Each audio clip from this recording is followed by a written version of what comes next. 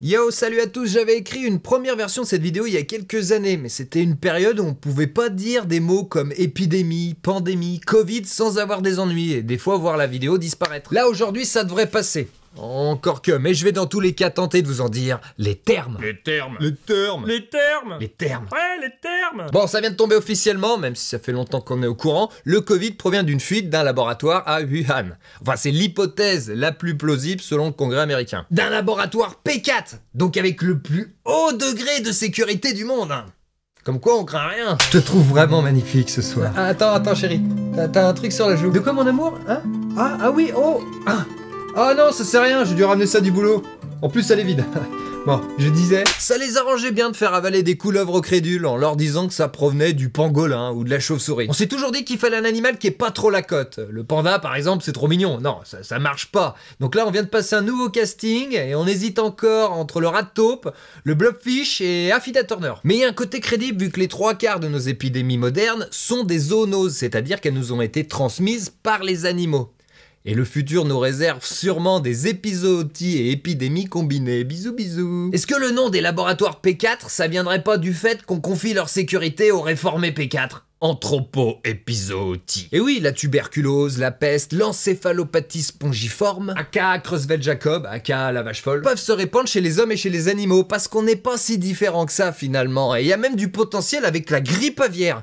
Alors qu'on se rapproche moins de la volaille quand même. Bon, ça dépend, nous à la télé par exemple, on fait des élevages, regardez celui de quotidien, exclusivement du petit coq et de la bécasse. Ah bah ça bouffe que des graines. Les animaux ont leurs épidémies appelées épizooties, et quand il y a transmission avec l'homme, on appelle ça l'anthropo-épizootie. Et ça marche aussi dans l'autre sens, hein, quand l'origine de la maladie provient de l'homme. J'espère qu'on parle pas d'épisodomie. LOL. Non, on parle toujours d'anthropo-épizootie, et c'est pour ça que par découlement, ce terme définit aussi les épizooties causées par l'homme. J'espère qu'on parle pas d'épisodomie. Tu l'as déjà dit. LOL. J'ai fait pas mal de recherches dessus pour en arriver à la conclusion que vis-à-vis de cette définition, anthropo-épizootie, c'est un pléonasme. Ouais. Les épizooties sont toujours causées par l'homme. J'espère qu'on parle... Vivre libre ou mourir! Ah bah je suis mort. Il semblerait qu'il y ait jamais eu d'épizootie chez les animaux en liberté, dans la nature, mais seulement chez les animaux d'élevage. Et les causes, on les connaît. Mauvaise manipulation des cadavres. J'espère qu'on parle pas de nécrozoophilie avec Tata Marguerite.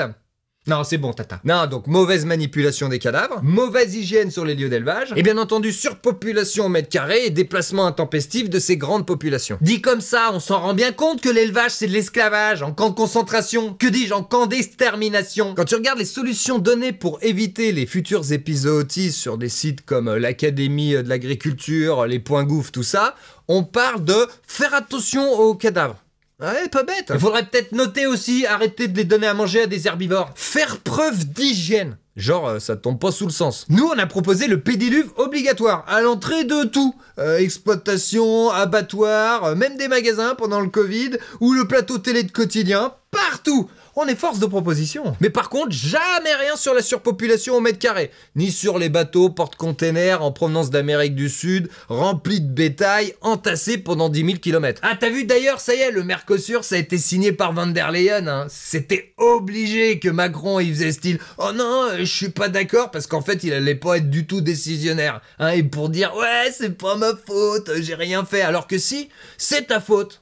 C'est ta faute, c'est toi le fer de lance de notre soumission à l'Europe. Tout ce qui est mondialisation, business, déplacement des ressources, profit capitaliste avant tout, ça, non, on remet pas en question. Je vois pas sur les côtés, je vais tout droit. Je vois pas sur les côtés, je vais tout droit. Je vois pas sur les côtés, je vais tout droit. Si, la seule autre solution proposée contre les futures épizooties, c'est toujours plus de médicaments et de vaccination. Attends, mais on n'a pas vécu ça, nous aussi? Pandémie. Quand on regarde l'historique des épidémies, les maladies infectieuses, tuberculose, diarrhée, peste, choléra, se développent dans des zones urbaines marquées par la surpopulation et la pauvreté. Ça, on le sait. C'est pour ça qu'il faut jouer à fond la carte du pédiluve. C'est tout, partout, surtout là où il y a des pauvres. Piscine municipale, PMU, CAF, Lidl. Le tout dû à l'insalubrité, la mauvaise gestion des déchets, de l'eau et des morts. En couplant ça avec des flux migratoires incontrôlés entre les différentes zones urbaines, on passe vite du statut d'épidémie à celui de pandémie. L'homme est un animal. C'est normal qu'il y ait énormément de similitudes entre les épidémies et les épizooties. On dit bien de l'homme qu'il est un animal social. Oui, c'est la société moderne qui propage ces maladies. Man. Ces grandes similitudes m'amènent à me poser une question.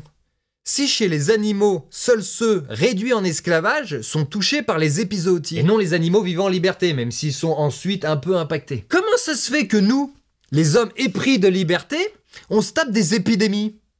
On serait pas si libre que ça? Faut croire que l'homme est un animal d'élevage. En grande partie, tout du moins.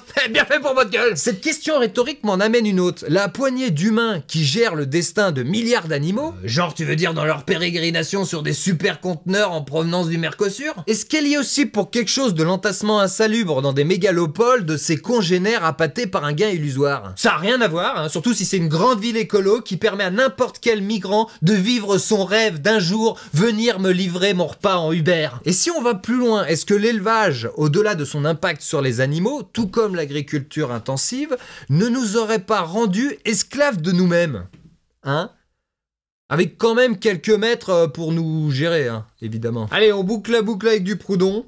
Quant au surcroît de produits, viennent une gelée, une sécheresse, une épizootie, et tout l'espoir du laboureur est anéanti. Comme souvent quand on essaye d'apprendre de ses erreurs, si les conséquences restent indubitablement les mêmes, c'est qu'on a fermé les yeux sur certains facteurs.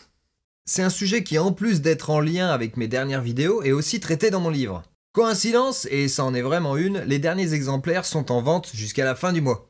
Merci d'avoir regardé jusqu'au bout et à très vite pour une nouvelle vidéo.